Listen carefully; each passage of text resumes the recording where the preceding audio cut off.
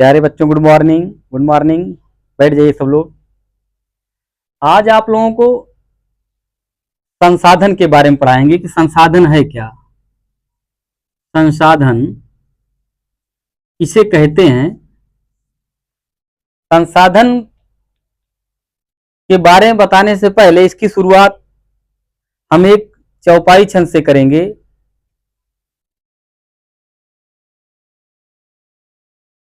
जिसको हम प्रार्थना के रूप में स्वीकार कर रहे हैं कि अब विलंब के ही कारण स्वामी, अब विलंब के ही कारण स्वामी, कृपा करहूं उर अंतरयामी, कृपा करहूं उर अंतरयामी। भगवान का नाम लेने के बाद हम संसाधन के बारे में पढ़ेंगे कि संसाधन है क्या। पहले जानिए संसाधन किसे कहते हैं। कह रहा है पृथ्वी पर विद्यमान अथवा पर्यावरण में विद्यमान वो समस्त वस्तुएं जिनका मानव अपनी आवश्यकताओं की पूर्ति के लिए उपयोग में लाता है, वो सब संसाधन हैं। आपके आसपास जितनी भी वस्तुएं दिखाई देती हैं, मानव जिसका उपयोग अपनी आवश्यकताओं की पूर्ति के लिए करता है, वो सब संसाधन कहे जाते हैं। आपकी आंखों से जो कुछ दिखता है, चाहे वो प्रकृति द्वारा बनाया गया हो अथवा मानव द्वारा बनाया गया हो, वो समस्त वस्तुएं जिनका मानव उपयोग करता है, वो सब संसाधन है। प्रकृति पृथ्वी पर जितनी वस्तुएं भेजी हैं, वो सब वस्तुएं किसी न किसी संसाधन के रूप में अवश्य जो है पृथ्वी पर भेजी गई हैं, जिसे प्राकृतिक संसाधन कहा जाता है। मानव द्वारा जो वस्तुएं बनाई जाती हैं, उन्हें सांस्कृतिक अथवा मानव निर्मित वस्तुएं कहते हैं। ये थी संसाधन की परिभाषा कि पर्यावरण में विद्यमान वे समस्त वस्तुएं जिनका मानव अपनी आवश्यकताओं की पूर्ति के लिए प्रयोग में लाता है, उसे संसाधन कहा जाता है। दूसरे शब्दों में आप जान सकते हैं कि हमारे आसपास जितनी वस्तुएं दिखाई देती हैं, हम आंखों से जो कुछ देखते हैं और उनको हम एक संसाधन के रूप में अपनी आवश्यकताओं की पूर्ति के रूप में प्रयोग करते हैं, तो वो संसाधन कहे जाते हैं। संसाधनों को कई आधारों पर वर्गीकृत किया गया है। संसाधनों को कई आधारों पर वर्गीकृत किया गया है।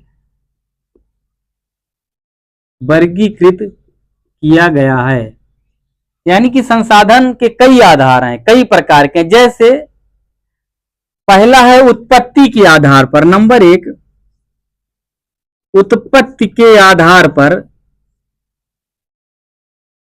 उत्पत्ति के आधार पर संसाधन कितने प्रकार के हैं?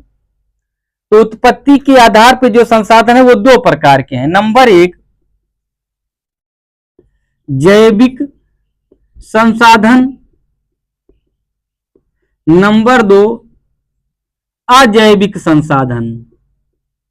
अजैविक संसाधन।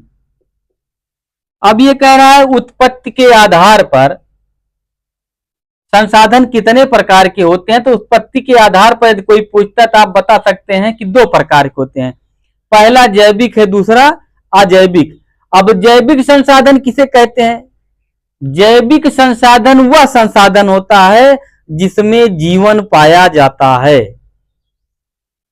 पेड़ पौधे, अनेक प्रकार के जीव जंतु, ये सब जैविक संसाधन के अंतर्गत आते हैं। यानी कि जिसमें जीवन पाया जाता है, वो संसाधन जैविक संसाधन कहे जाते हैं। और अजैविक संसाधन वे संसाधन होते हैं, ये संसाधन तो होते हैं लेकिन इसमें जीवन नहीं पाया जाता है, इसमें जीव नहीं होता है। उसके बावजूद ये भी संसाधन के रूप में प्रयोग में लाए जाते हैं। इन्हें अजैविक संसाधन कहा जाता है। जैविक संसाधन वो संसाधन है जिसमें जीवन पाया जाता है। अजैविक संसाधन वो संसाधन है जिसमें जीवन नहीं पाया जाता, जैसे अनेक प्रकार की धातुएं या अनेक प्रकार के खनिज पदार्थ, ये सब अजैविक संसाधन कहे जाते हैं। संसाधन तो हैं लेकिन इसमें जीवन नहीं पाया जाता। जैविक संसाधन होते हैं लेकिन इनमें जीवन पाया जाता है। तो ये उत्पत्ति के आधार पे होते हैं। आप नोट कर सकते हैं, उत्पत्ति के आधार पे जो संसाधन होते हैं वो जैविक संसाधन और अजैविक संसाधन, दो संसाधन होते हैं। फिर कह रहा है दूसरा, समाप्ति के आधार पर। समाप्ति के आधार पर संसाधन कितने प्रकार के होते हैं? समाप्ति के आधार पर जो संसाधन होते हैं उसमें दो प्रकार के। नंबर एक, नवीकरण संसाधन। नंबर दो, अनवीकरण संसाधन। अनवीकरण संसाधन। समाप्ति के आधार पे जो संसाधन होते हैं वो भी दो प्रकार के होते हैं। कह रहा है कि समाप्त कैसे होते, कौन समाप्त हो जाता है, कौन समाप्त नहीं होता, उसको समाप्ति के आधार पे संसाधन कहे जाते हैं कि कौन सा संसाधन समाप्त हो जाता है प्रयोग करने के बाद, और कौन सा संसाधन प्रयोग करने के बाद समाप्त नहीं होता है, उसके बारे में बताया गया है। तो कह रहा है नवीकरण संसाधन। नवीकरण एक ऐसा संसाधन है जिनका आप बार बार प्रयोग कर सकते हैं, जिनका नवीनीकरण होता रहता है। यदि आप इनका एक बार उपयोग कर लेते हैं, पुनः इसका दोबारा फिर आप जो है उपयोग कर सकते हैं, उसे नवीकरण संसाधन कहते हैं। जैसे सौर ऊर्जा हुआ, पवन ऊर्जा हुआ, ज्वारीय ऊर्जा हुआ, ये सब जो संसाधन हैं वो नवीकरण संसाधन कहे जाते हैं। आप इनको एक बार प्रयोग करने के बाद पुनः इनका फिर से प्रयोग कर सकते हैं। लेकिन जो अनवीकरण संसाधन होते हैं, ये संसाधन एक बार प्रयोग करने के बाद दोबारा इनका आप यदि प्रयोग करना चाहते हैं तो प्रयोग नहीं कर सकते। इनका पुनः चक्रीकरण जो होता है उसको हजारों लाखों वर्ष लग जाते हैं इनका पुनः चक्रीकरण होने में। यानी कि यदि अनवीकरण जो संसाधन होते हैं वो यदि एक बार समाप्त हो जाते हैं, इनको दोबारा प्राप्त करने में हजारों लाखों वर्ष लग जाते हैं।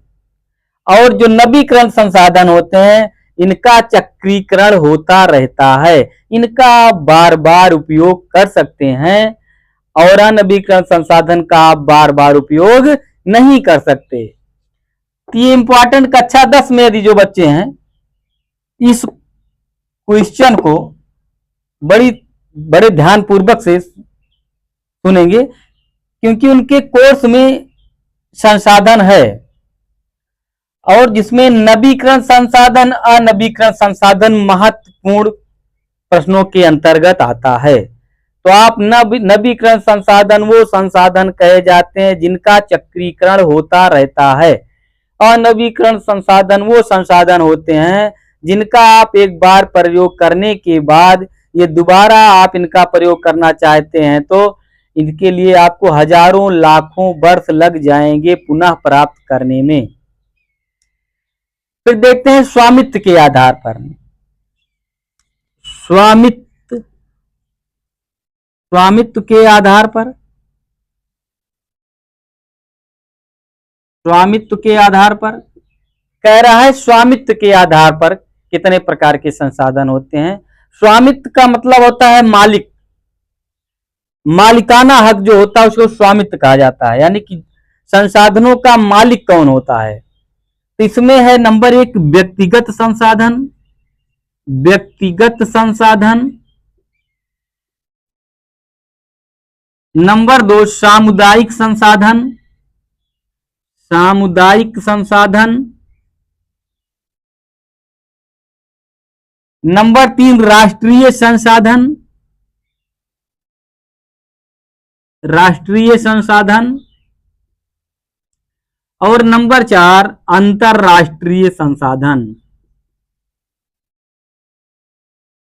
अंतरराष्ट्रीय संसाधन, ये संसाधन स्वामित्व के आधार पर होते हैं, जिसमें 4 प्रकार के संसाधन पाए जाते हैं।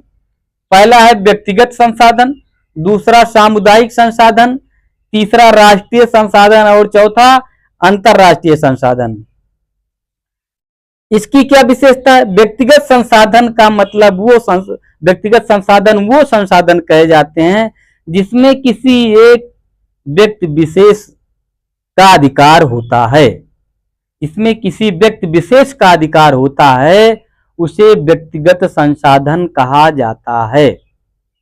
सामुदायिक संसाधन, सामुदायिक संसाधन वो संसाधन होते हैं जिसपे पूरे समुदाय अथवा एक क्षेत्र विशेष का अधिकार होता है, उसे सामुदायिक संसाधन कहा जाता है। जैसे किसी क्षेत्र में चारागाह हो गया, स्वास्थ्य सामुदायिक केंद्र हो गए, ये सब संसाधन सामुदायिक संसाधन के अंतर्गत आते हैं।